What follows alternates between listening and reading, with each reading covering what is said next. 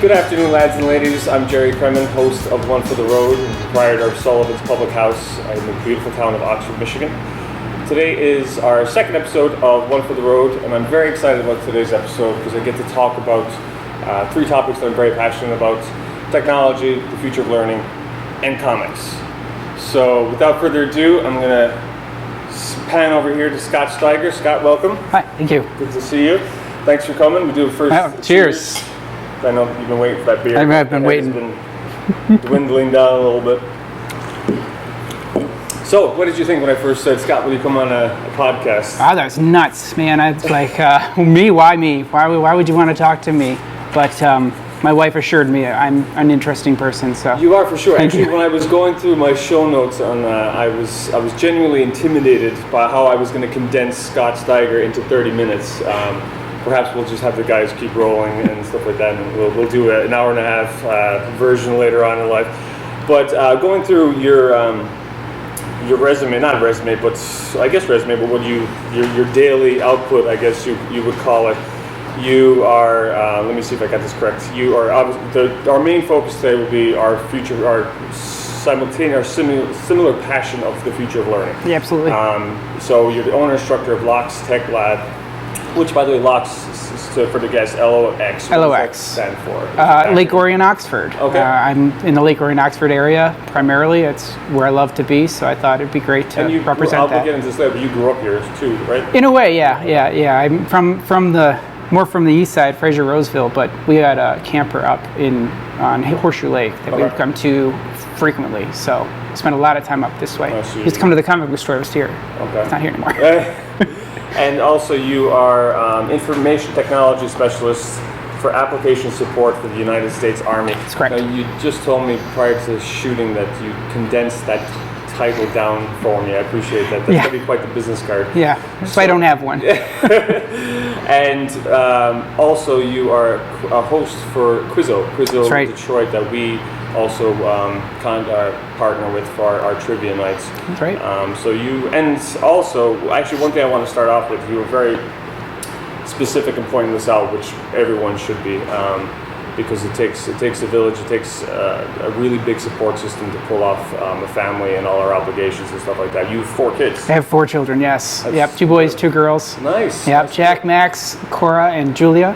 Julia's birthday is Sunday. Hey guys, how's it going? That's amazing. Yeah. Beautiful family. And you were very, very specific reporting out nothing would be possible without your beautiful wife. What's your wife's name? Emily. Emily? Yep.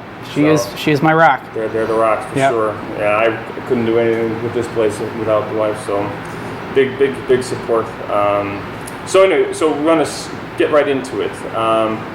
You went to school at Fraser Graduated from Fraser High School, class of '98. So yeah, it seems like a long time ago now. In America, to say "Go Tigers, go!" What's the mascot? Ramblers. Ramblers. We are the Ramblers, the mighty Ramblers. But yeah, so yep, and then I went to school for a long time after that in college. I bounced around doing different things, not sure what I wanted to do. Were you like the Van Wilder of Baker College? No, because I went to a few colleges. Okay. I went to Macomb Community College for a while. I went to Central Michigan. I actually OU for a short semester. Okay. I'm just trying to figure out what I wanted to do with my life.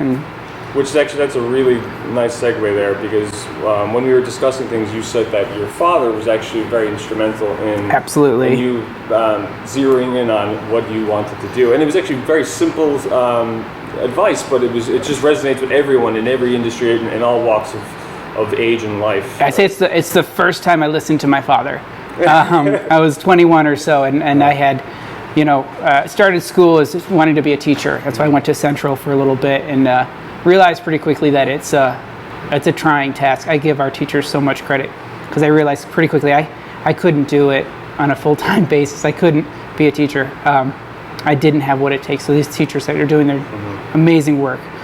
So then I thought, well, I'll go be a lawyer. I realized real quick that was boring. I didn't want to do that. And my dad looked at me one day and he said, "Why do you keep doing this? You're fiddling with these computers. Go do that. There's money there." And I'll be like, okay, why not? I enjoy it. Advice. I mean, right. Look where we are in today's age. Yeah. It's incredible. Yeah.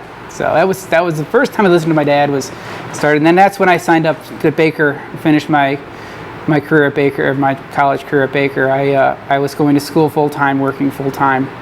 So it took a lot of time, but And now you have a BS in. computer information systems. Okay. So computer information management. Okay. It's kind of a dual business slash technology degree. Okay. So it's more focused on the technology, but I had business classes as well. To kind of management was kind of where I thought I was headed. I realize now I'm a techie for life. I don't want to be a manager. I want to touch. Create, I want to touch. Yeah. Yeah, for sure. Yeah. I mean, I've always said, like entrepreneurs too, people that code, people in the tech industry, they're always looking to create, innovate, and do big things. So, big respect for you there. Thank you. Sure. So, working in the military, I know I saw some snipers on the roof, so we're gonna quickly just touch on that for a second and segue, because I don't want to get into too much covert ops stuff. Yeah, but what's a day in the life for you?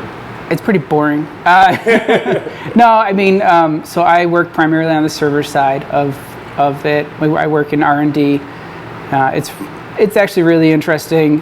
We get to do a lot of innovation, which is what's driving me right now.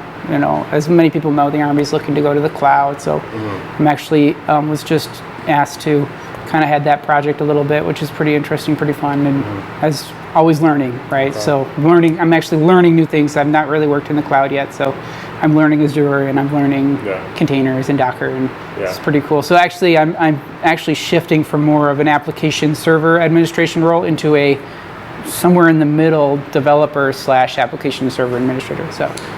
Now, is a lot of your work remote based? Do you work from home a lot? A little bit here and there, but I'm mostly in the office. Okay. It's easier when we've got it. We're getting there. We're getting to a point where I can work from home more. Yeah, hopefully. I'd love to work from home more. Use my office and. I don't know if I could. I don't know if I have the. It's just. I don't know if it's because I'm just focused on having 2 kids now, and it's hard to even do a schedule with 28 people. Sure. Versus trying to write code for the military. I don't know if I'd be able to. Just gotta lock yourself in a room. Yeah. Be alone. But exactly. But I actually love being home when I can, because I do a lot. So when I can be home with my kids, it's great. Yeah. That's awesome. So we're gonna dive into, I guess, the big calling. And one thing that is the reason I'm passionate about it is because I love technology, and I see where the future is going, and you have a major part to play in that. I feel for the area. So you started a company called Locks Tech Lab, which is stands for like Roy in Oxford. And I did some research into your Facebook page and stuff, which will be in the show notes, so everyone can check it out. Please do. But this is, I'll start off actually with this quote by, I was mentioned to you earlier, but I didn't break it out, but I thought it was a perfect quote to really hammer into the people that are watching on how important this is going to be for the future and how everyone should get into it. So Diane Gerson, who's the IBM Human Resources Chief Human Resources Officer for IBM. So, pretty big deal. Yeah, pretty big deal. She said, and I quote, and I pulled it off the web last night, so it's got to be true. I think coding will become what typing was for the baby boomer generation. Something everyone ends up doing when they grew up thinking it could be just relegated to a few experts. So that's huge. That's basically saying, back in the day where typing was relegated to a few, and now coding is going to be what that was. And that's why I created Locks Tech Lab. My main goal for what I'm doing is to get not just coding, but computer science as a whole into the hands and into the minds of our youth. So my classes are geared towards 1st through 6th grade. So I want them to be able to touch and feel and see technology. Now, for our international viewers, because someone says 1st through, right. Just in case my mom's watching or something, So 1st grade is what age? 7. Okay. So like 7 to 12. Okay. Yeah. And I know when we first started discussing your venture and how excited, I was genuinely excited and moved for you, and I was pumped. But so the 7-year-olds, how are they taking? Like, what's a class? Like, what would a 7-year-old be able to take away from day one? Amazingly a lot. I'm amazed by what 7-year-olds can do. The technology that I use is visual based, so they don't need to know how to type. Actually, they don't need to know how to read. Okay. All they need to know is colors and shapes. Okay. And how to drag and drop. Nice. And it's really teaching the fundamentals of coding and the fundamentals of processing and thinking. In fact, we actually play a lot of games as well. We do a lot without the computers at the same time. When we play Programmer Says, it's a big hit with the kids. It's just Simon Says, but with programmers, because it gets the thought process of, in order to program something, a programmer needs to tell a computer what to do. So if the programmer doesn't tell the computer exactly what to do right, the computer can't do it. So Programmer Says jump up and down. You can jump up and down. Have intuition. Exactly. Exactly. So it gets that concept into their minds, and so even at 7, a 7-year-old can completely understand the concept of Simon Says, right? So it's there. It's amazing, because you're teaching them stuff too that we're at home with our kids. We're instructing them what to do to go from A to B, to clean your room, to whatever. But so they're also with you having fun, and you're also showing them how to follow instructions as well. So it's a continuous mentorship. That's a great point that I'd like to try to point out to parents, is that my classes aren't just how do you code, what's computer science. It's so many life skills that are involved as well. It's teaching cooperation, working together. We do peer coding, so they're working in teams. They're not off by themselves. It's cooperation, working. It's so much more than just a technical skill, which is great too, right? So that's what I really would like people to get out of it, that it's not just this technical skill that can be used to turn into a career, really. And that would be my ultimate goal, would be to see some of these kids turn into computer scientists. How amazing would that be? That'd be amazing. That would be amazing. So for me, I've done some coding. It's probably disrespectful to say I'm in front of you, but we're drinking, so it's okay. But I dabbled in, but I've done some Python, and I also, for I guess, to parlay my learnings to my daughter, I started getting into Swift. Swift is good. So have you? Swift is good. I don't do a lot of Swift. Similarly, I do Scratch, which is very similar. It's block coding. And like I said, it's drag and drop. That's what I was. What I was drawn to with Swift was that it's, as you said, it's color coordination. They use characters like animals and monsters, and you go from A to B and try to get to Z. So, I absolutely love what you're doing. Well, thank you. I love what I'm doing, which is, I think, more important. It's true. I mean, as they say, the cliche, do what you love and you never work a day in your life. Right. But I do want to, your mission is to encourage all ages to understand some aspect of computer science and continue to learn. The key there is all ages. All ages, absolutely. It's, for people, people like me, I'm sure you do some course that's a little further in where I could jump in and not. I'd like to get there. I'm not offering anything so I'm really focusing on elementary school or grade 7 or first through 6. But I have been working on a middle school course as well that would involve more not block coding. We'd be doing more maybe Android. So some web apps.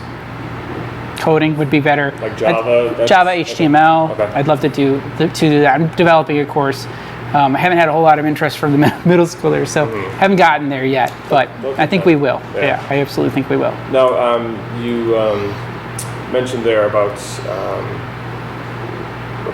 the adults and the age and stuff like that, but we think it's important to get it out there to everyone that I'm not fully on board, or not on board, but I'm not fully confident that our education system right now has the requirement that I think the future needs of learning how to code and. So I'll just say this: Michigan is on the right track.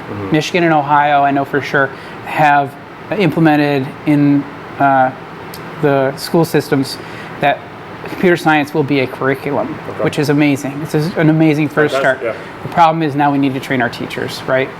So that's something I would love to be a part of, and one of my main goals long term would be to help incorporate computer science into the classroom.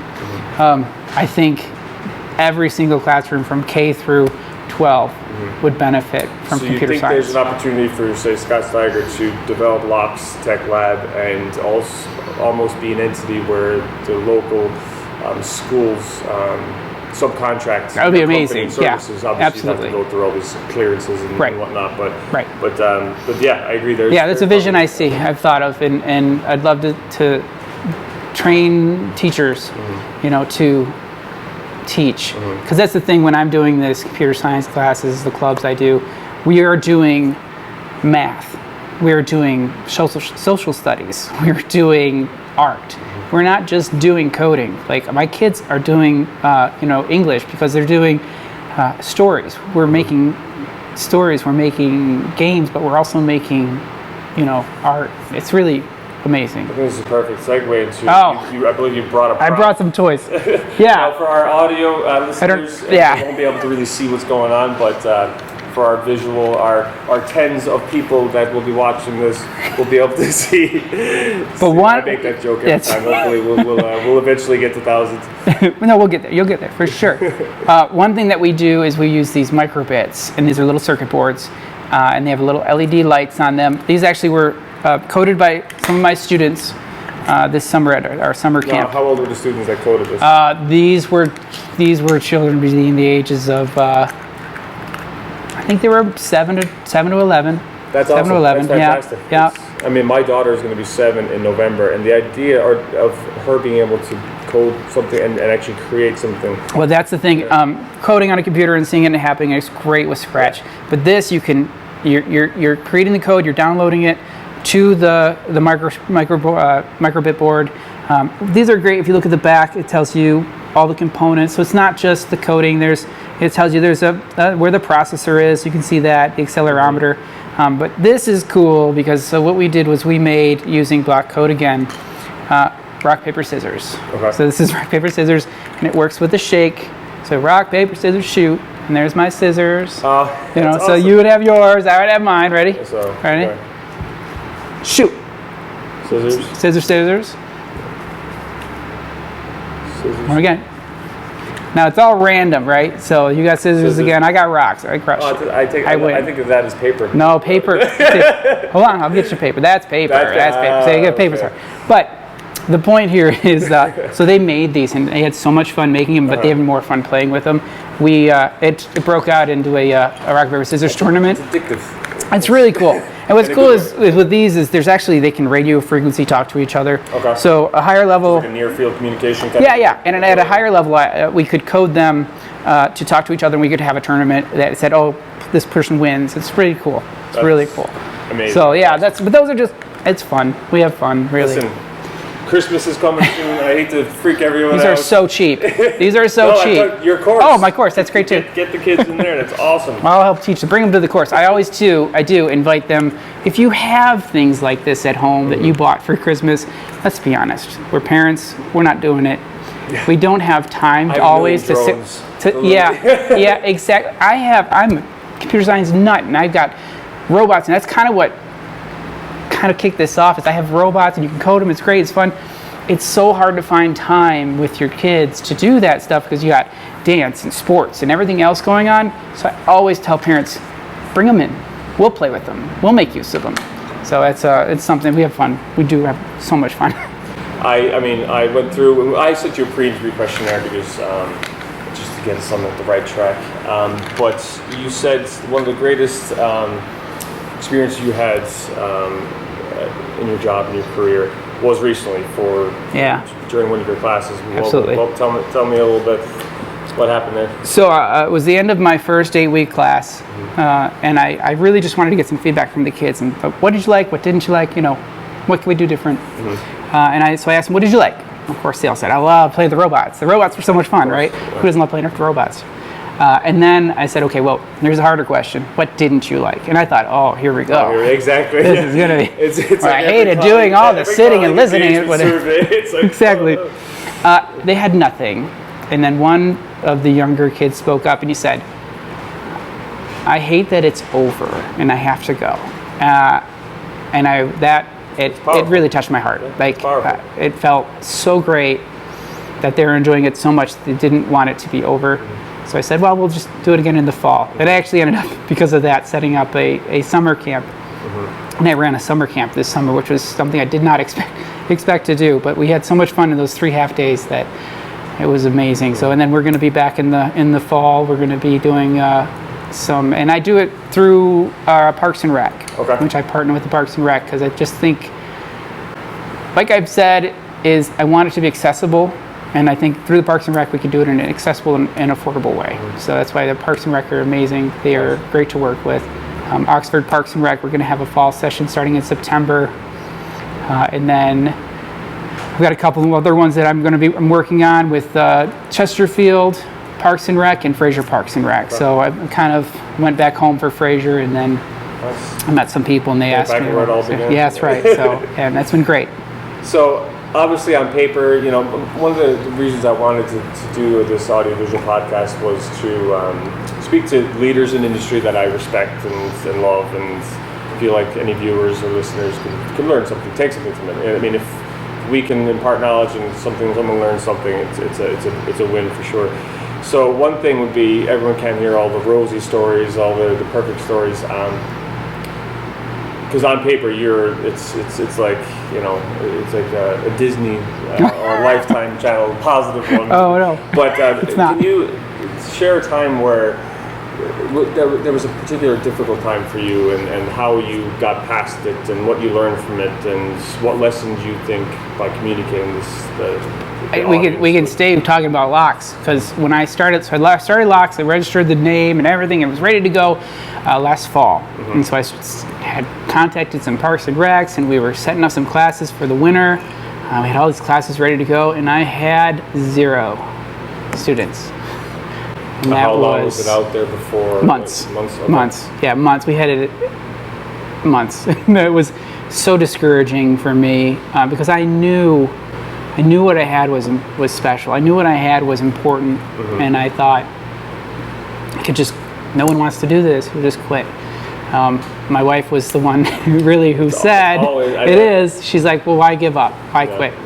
You're gonna just quit? And I said, no, we're not gonna quit. So we just revamped things a little bit.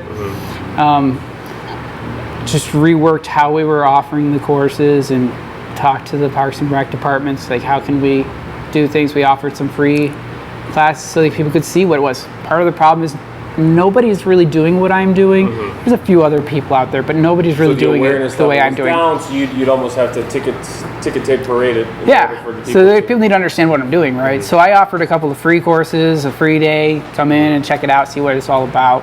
And that was really helpful. That actually helped people understand. So now I'm hoping more word of mouth and more people, these kids are going and they can go tell their friends how much fun they're having, and we'll go from there. That's a big thing is you touched on there is perseverance, because especially with you and your schedule. I mean, you have a beautiful wife, four children, you've got a beautiful home, you've got your full-time job with the Army, you've got a host of the Quiz of Detroit. I mean, you're not in need or in want of anything additional. No, I didn't need to do this. Yeah, exactly.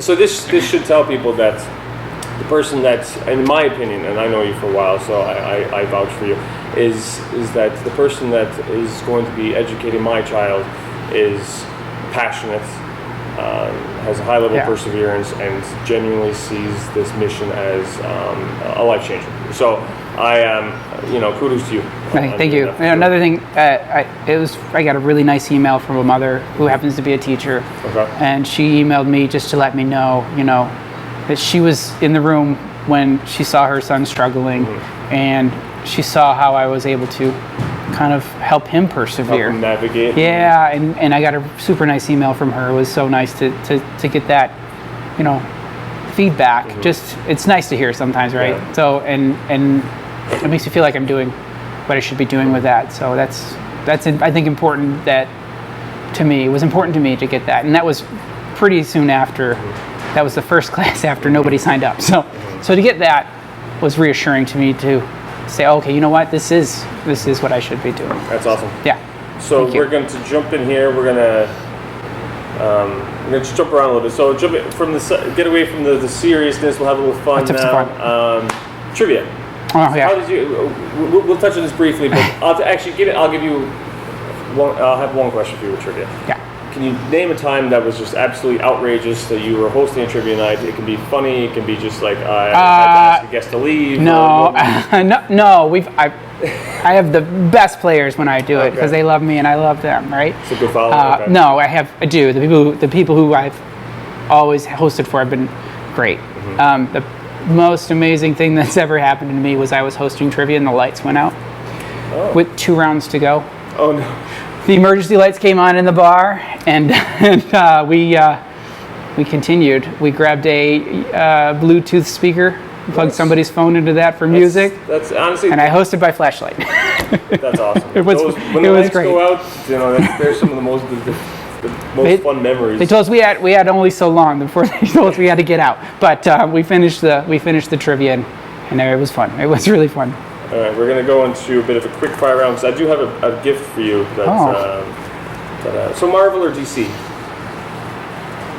Primarily DC. Yes, their movies aren't as good. So Marvel movies, but I always grew up as a DC fan. Grew up as a Superman, Green Lantern. Yeah, so Flash. I want to give you this then. This is The Secret Empire number 0. Nice. I bought 2 copies. One is yours now. This is thank you. Captain America. After all his time, 80 plus years, I think it is. Turns out he's a spy for Hydra. That's right. So I know this story. I've not read it. Thank you. I appreciate that. No problem. All right, so we're going to go to a little bit of quick fire here. Okay. Tattoos. Any tattoos? I do. I have a tattoo of a Voltron lion that starts. His tail starts here and it goes about halfway down my back. That's it. Did you do it on purpose? I did. My friend drew it. Okay. I planned it. We went to the tattoo parlor together and I got it done. It's the only one. I was 21. My mom was mad, but it happened. Yeah, I joke nobody knows this, so I can't believe I'm sharing it. But when I was really young, I was 16. I got my name tattooed in Chinese writing, and I was joking that it probably says chicken fried rice or something like that. But anyway, I won't tell you where it is. So some quick fire questions, and we're almost gonna have to wrap it up. Okay. Favorite food? Oh, I like food. All kinds of food. Thai, Indian. I don't have a favorite. I'll eat anything that you put in front of me that's delicious. All right. Favorite alcoholic drink? You said to me that I said to you Coke or Pepsi, and you're like, Jerry, best reply. Nobody has a rum. You don't have a rum and Pepsi. No, so Coke no. It is. Rum and Coke. Yeah, that's right. All right. I like to ask this question. Other people have different iterations of the question. It's like there's the billboard or whatever. If you had the ability to project one sentence, a motto or a line on the moon for the entire population of the world to see, what would it say? Do not give up. Do not give up? No, donut. No, what? Donut. Donut give up? Yeah. I love it. Love it. This is the second episode. You get it. You get what I'm saying, but right? Yeah, exactly. That's awesome. So any advice for the next interviewer to come on this show? Or interviewee? Or... By eating? No. It was so much fun. I had so much fun doing this with you. I, again, was amazed and honored that you contacted me to do this. No, it's so awesome. Much fun. Thank you so much. Genuinely feel passionate and invested in you and what you're doing in your venture with Lockstick Lab. And thank you. As I said, whatever I can do, we have 16,000 followers on Facebook. We'll blast it out there for you thanks. And it starts shaping. Actually, there's one thing I do want to touch on before we end is the future of education. I wanted to mention there's a school called Lambda. I don't know if you've heard of it. No. But I know everybody and a lot of people that go to college in America, they start getting in a lot of debt, right off the bat. But Lambda School is worth checking out. There's no fees until you get a high-paying job, and that's when you start paying off. That's great. So it's really a good school to check out. And it just kind of inspired me from what you're doing. So from me, Jerry Cremin, Scott Steiger, One for the Road. Thank you everyone for listening, watching, and hopefully I didn't bore you too much and you're still awake. All right, Scott, Jerry, thank you. Appreciate you so much. Thank you so much.